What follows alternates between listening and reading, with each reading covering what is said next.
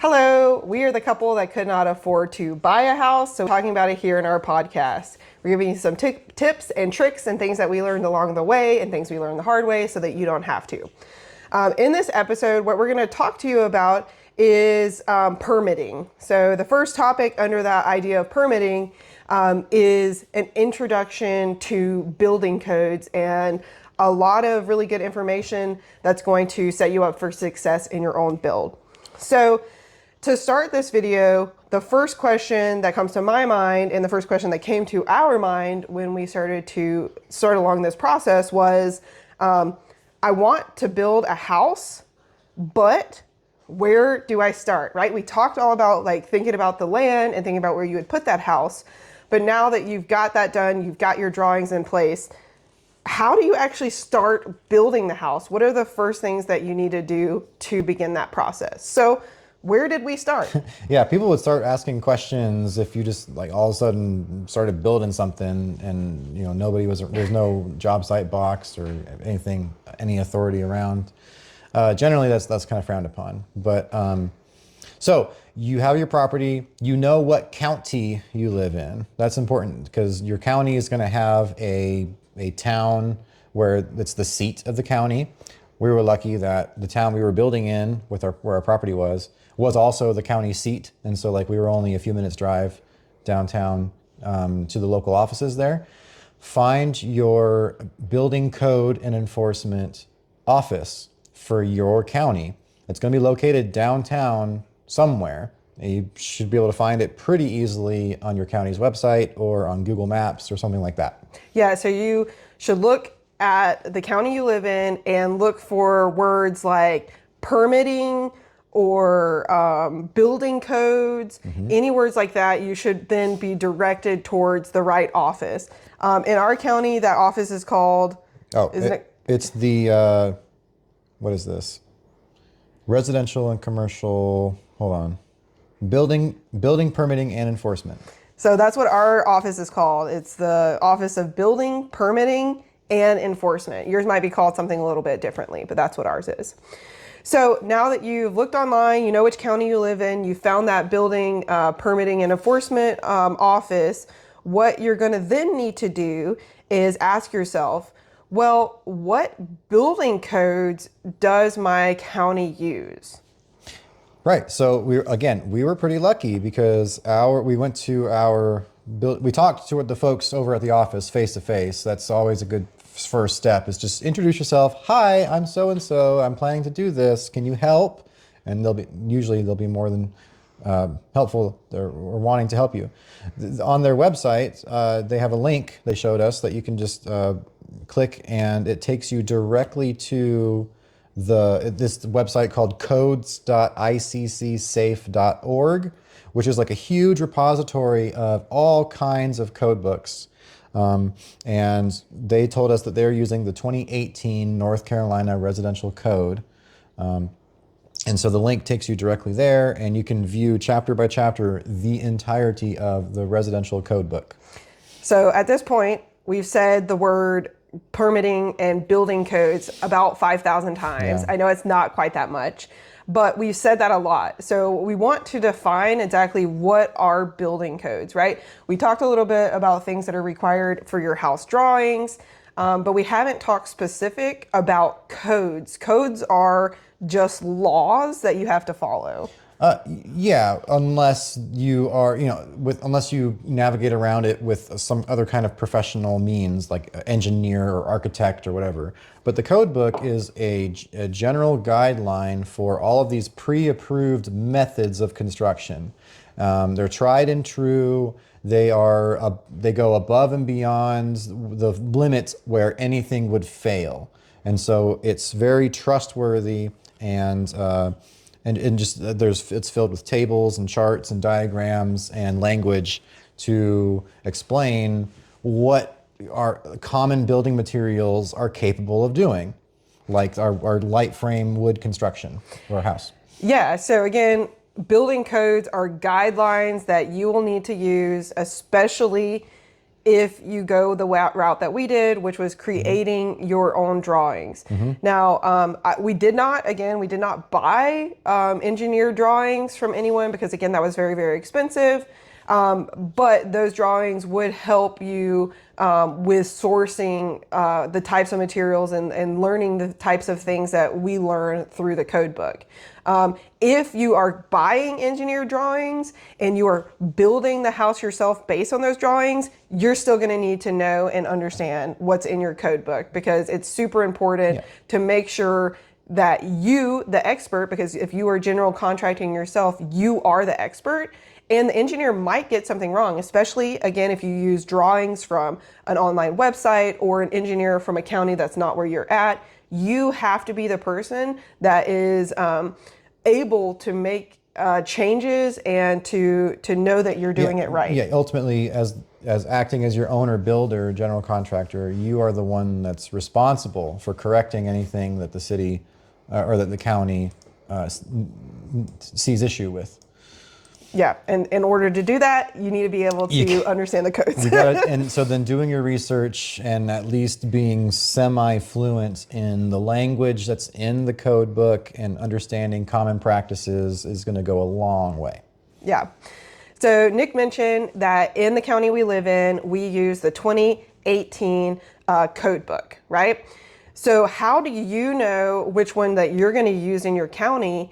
And do you know which one you're actually looking at? Because code books come in a variety of different years, and they also come in both residential and commercial. Now, I myself, when I was looking up, I think I was looking up some guidelines for framing out windows, and I caught myself on the wrong code book. I was looking at commercial code books, and those are different. So can we talk a little bit about how do you know which one to use, which year, and a little bit more about maybe some differences between the commercial and residential? So again, our county just told us in their forms and on their website that they used the 2018 edition. Eventually, it's going to be updated to a more recent edition. Every few years or so, people from around the code community will get together and make revisions to certain criteria whenever there's like advancements in building materials or construction methods. And that's like every couple of years. So like there's probably a building code for 2025 or 2024, maybe even we're working on one for 2026. But our county office didn't mind sticking with just one that was several years old. Yeah. As far as differences between the two, though, I don't really know. I did not explore the commercial book at all because it didn't apply to anything that we're doing, and that's something that you'll have to keep an eye out for. If you just like do quick internet searches of things, you might accidentally get a result that applies to commercial construction, which I'm sure is probably maybe even more like stipulant and has more restrictions on what is and isn't accessible and possible and stuff. So the residential code book, I'm going to assume, is going to be a little bit more lenient and manageable for us to do.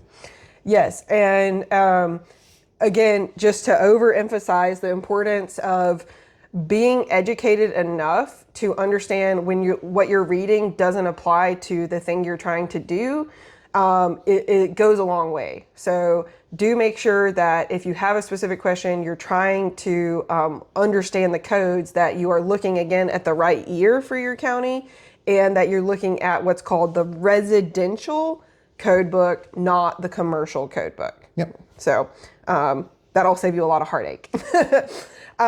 So the next question is, you've gone through, you've picked out which code book that your county uses, you're on the website, and the first thing that you're going to see is buy this code book. Do you actually have to buy the code book? Right. So again, if you're on the iccsafe.org website, all of the code books that are there are accessible to view on the browser. You can read every single page, every single chapter is viewable on the browser. If you want, I guess you can buy the physical copy, and some people learn better from physical print media, and that's totally fine. We were able to do it to get by with just referencing on the browser. Yeah, so we both had we have our laptops here. We both had it on our laptops. We had it up on our phones. We were always looking through it. I noticed that when I was using it, it was kind of difficult to search for certain terms. So it's good to familiarize yourself with that book.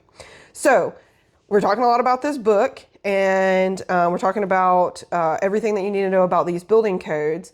But what exactly can people expect when they look at the book? What is actually included in this building code? What are the sections of the book like? The book is really pretty dense. It goes into, like I said before, it's going to cover just about any scenario you might encounter with your design of your house.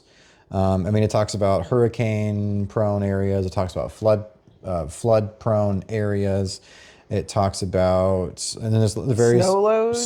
Snow load. Yeah, snow load may not apply in some regions of the United States, but so there's lots of chapters on lots of different kinds of things, and within each chapter, there's going to be sections that totally don't really even apply to you. So like if you're not building a garage, then you don't have to read the section about garages in block foundation or whatever. So really try to just focus in on the relevant sections for you. There's going to be some sections that almost everyone is going to use, like I don't know, studs and walls, spacing and load, roof. Either whether you're doing rafters or trusses or I-beams. Those are general things that you'll want to reference all those tables. Footers, every house is going to have some kind of footing or foundation. But there's lots of different styles of foundations. There's continuous, there's monolithic, there's pier. So again, if you have drawings and your drawings outline all of that detail, great, go with what your drawings say. But it'd also be a good idea to reference and look at the little tables and diagrams that are in the code book for those foundations too.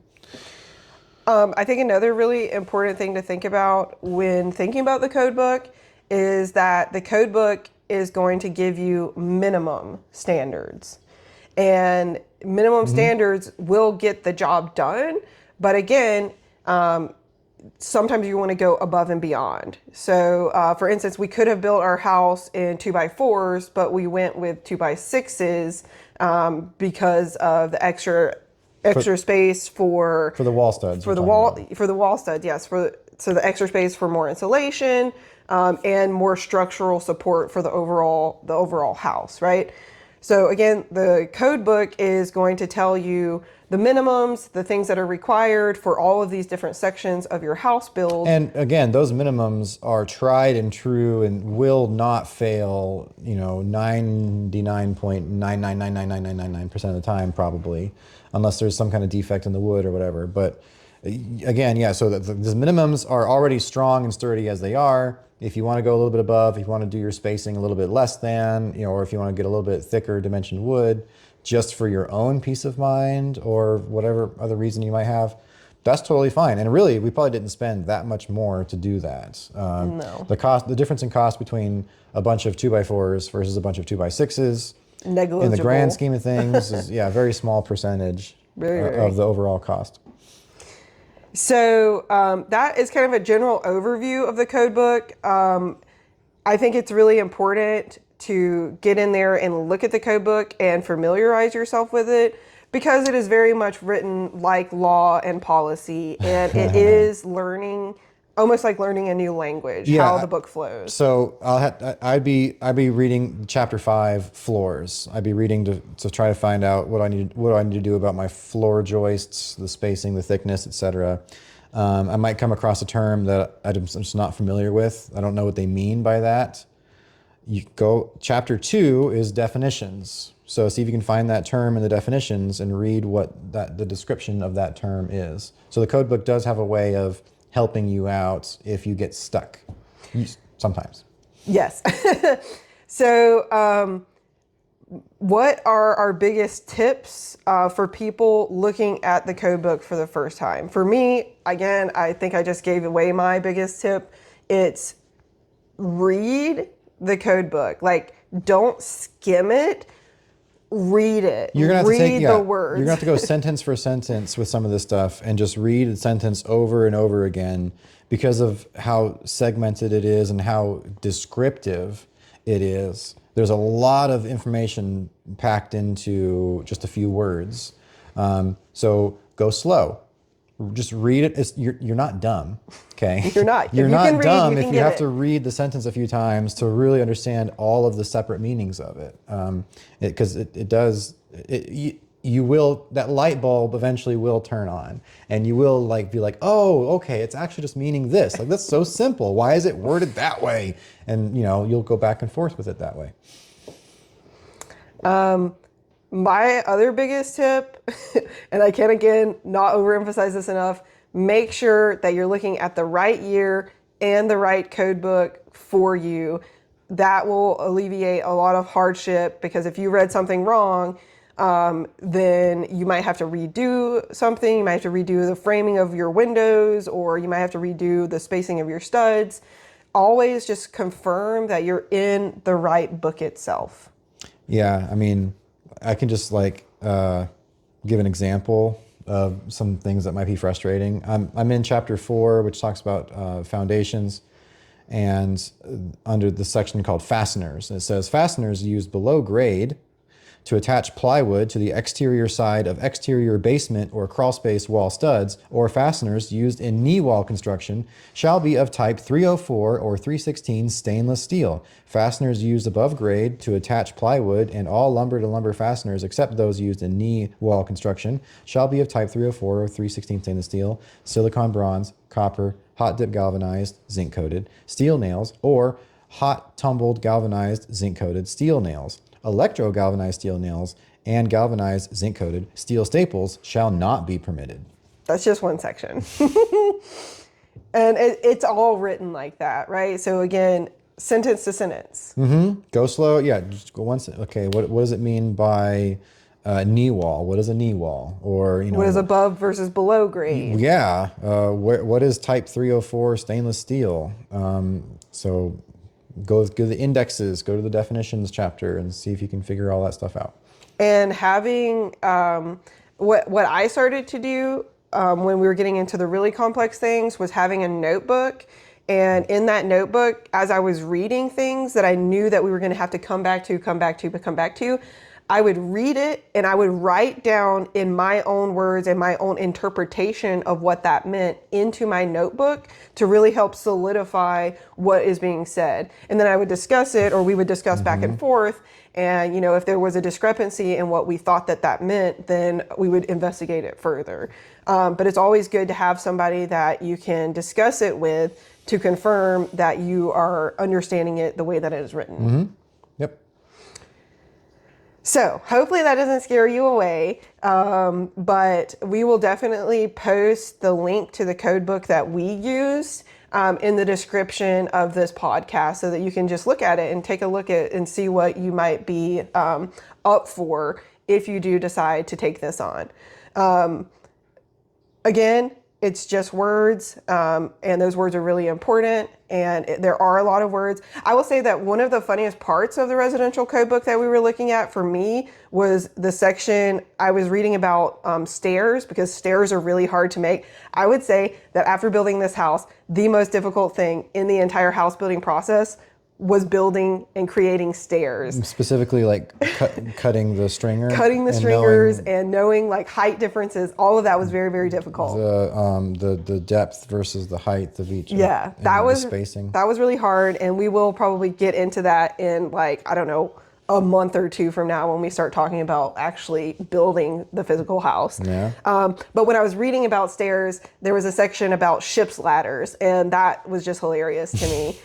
So there are some funny things in the code book that'll give you a good chuckle when you're like pulling your hair out. So again, we use the 2018 North Carolina State Building Codes. Because our county folks told us to. But the codes, while they are those minimum standards, they don't show you in detail the things that you're going to have to do, right? Sometimes there'll be a diagram, but not always. Right, yeah. So there'll be like a diagram showing you like where your toilet bowl hole has to be, what distances from like a shower entrance or a vanity, right? But it's not going to show you the like a 3D rendering or a drawing of studs and how studs come together to the corner. It's not going to show you ways to wire an outlet. It's not going to show you like the specific hand-on, like the actual practice of doing it. Yes. Yeah. So again, it's just going to be the codes. These are the things you need to do. And in order to educate yourself on how to then take that code and apply it, you're going to have to look at other books. Yeah. And we looked at a lot of books, but there were 3 specific books that we went back to time and time and time again. So I think the first one to talk about is this book. So this book is called Carpentry and Building Construction. And this book was given to us, lent to us. I don't know. It's ours permanently now. I think it was stolen from like an NC State library. It was stolen from a library back in somewhere in the 80s. I think it was the 80s. 1981.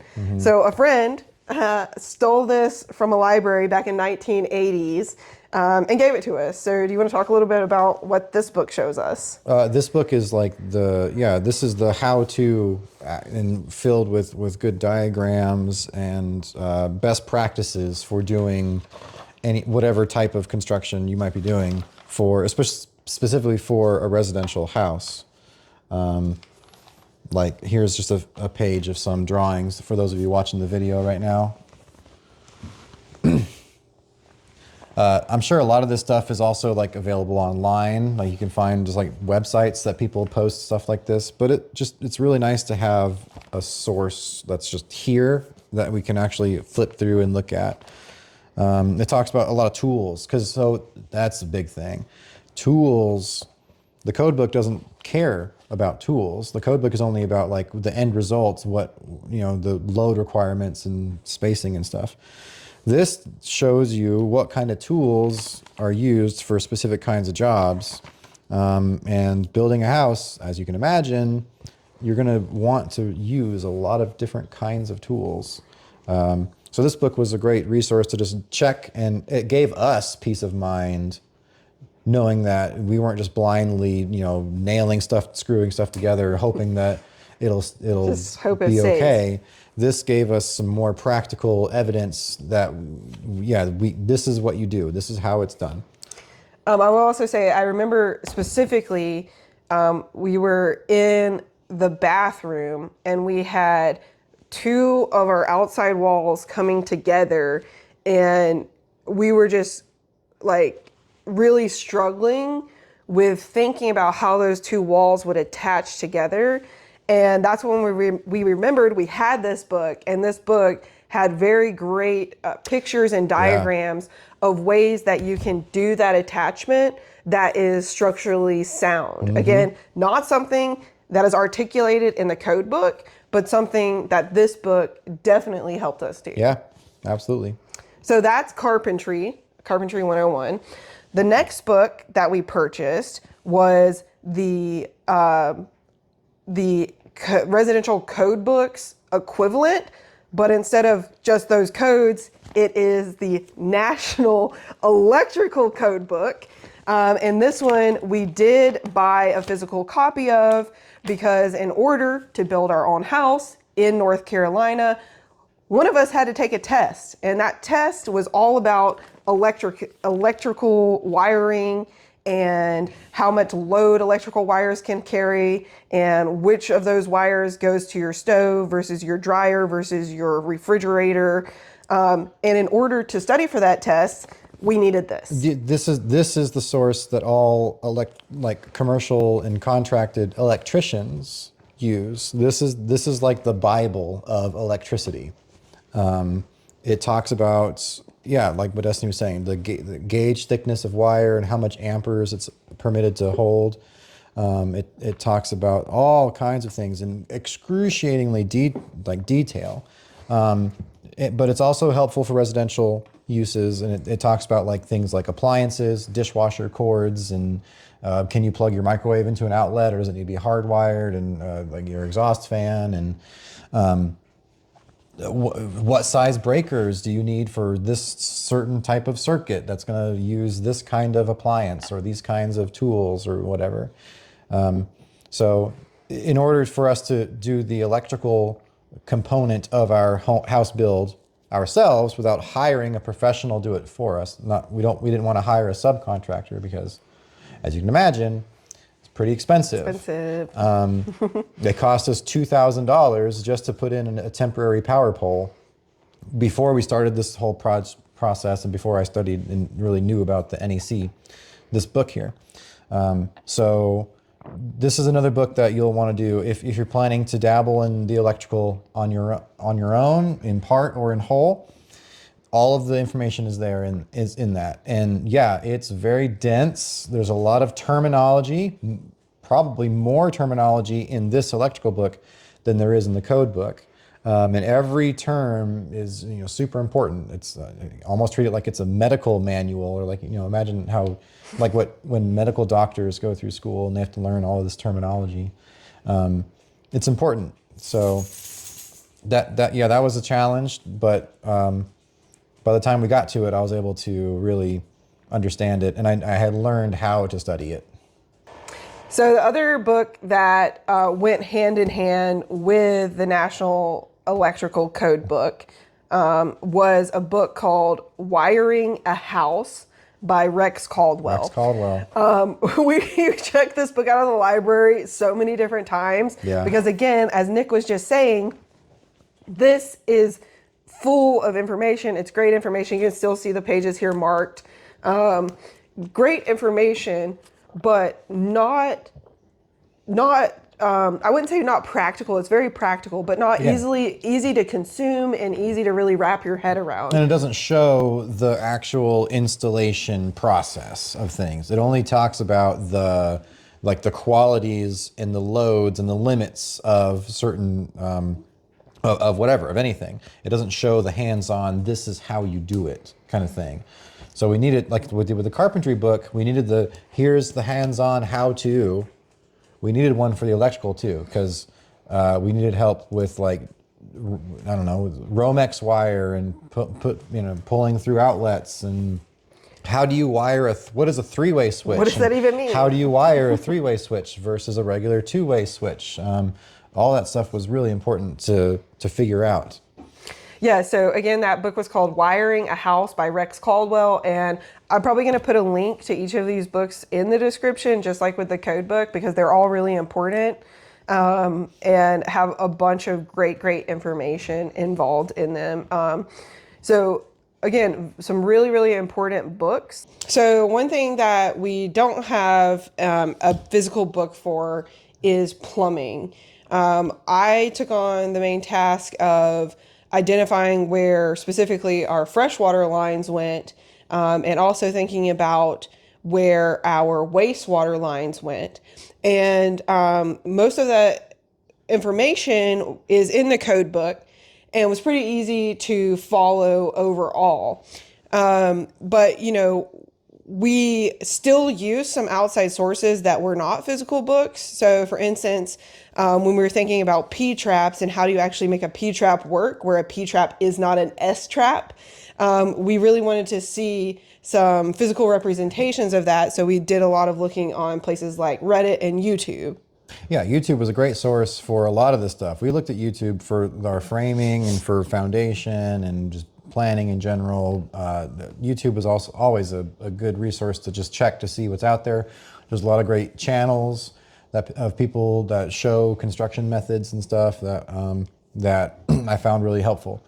Plumbing, we should say that we shouldn't use the E word, because I don't think nothing was easy of this process was easy. I will say plumbing mostly is more straightforward than something like electrical, But again, that's just like depending on your preference, how you like to think of things. Luckily, I liked the plumbing and he liked the electrical. That's true. I did. Yeah, I think that's a fair statement. Venting is a major hurdle when making sure that you're plumbing everything correctly, because we can talk about the details later probably, but water is going to drain down the line. And you have this, what Destiny said, you have this P trap, which was invented back in the, I don't know, late 1800s maybe, or maybe early 1900s, as a way to trap sewer gas from entering into the structure of the house. So you don't have to smell all the nasty sewer gas. There's this little bit of water there. But that water can get sucked away if there isn't a vent just shortly downstream of that, because when water flushes by, it creates this siphoning effect. And that's really why we have vents in the first place. And you can see, like on people's houses, there's this little pipe just sticking above the top, above the roof, and that's just there. And if you go up on the roof and you stick your nose in that pipe, you'll smell it. You'll smell sewer gas. It's not good. But so that's where all that stuff goes, and that's so that way everything in here functions fine, and all of your little traps and all of your plumbing fixtures smell nice. Yeah, so while we didn't use a physical book, you could probably learn a little bit from us and make your life easier and just add it to your list of books that you get. I don't know. We were dumb. We should have easily like found a plumbing book. I'm sure there's lots out there. We just didn't do it. And I think it would have made our lives easier if we did do it. Because I remember, especially with the venting stuff, really scratching my head and getting frustrated. Yeah, so... speaking of books, it's probably a good time to tell everyone that we are trying to write a book about our process of building this house. It's going to detail a lot about what we're talking about here in the podcast, but also give more details and more specific things that we had stumbled over, so that you don't have to. We mentioned one of those things earlier, which was thinking about like 2-ways versus 3-way switches. Mm-hmm. And we had a hell of a time wiring the 3-way switch for our light in our stairwell. Yeah, we almost burned the house down. We almost burned the house down, but that's beside the point, right? We learned a lot, and we are going to detail all of those things that we learned in this book that we're writing. And again, show closer up pictures of our drawings, and really work to help you be able to do the same process that we were able to do and avoid the things that were hard for us. Yep. So that is our wrap up summary of building codes and a couple of the key books that you will need for this process. What we'll talk about in our next episode is thinking about what you actually need to take with you in your packet. So Nick has a packet over here. What are all of the things that you're going to need to take with you in your packet when you go to your building code and enforcement office to say, I want to build a house. This is the house I want to build. And that is where we will start with our next episode. So we will see you soon.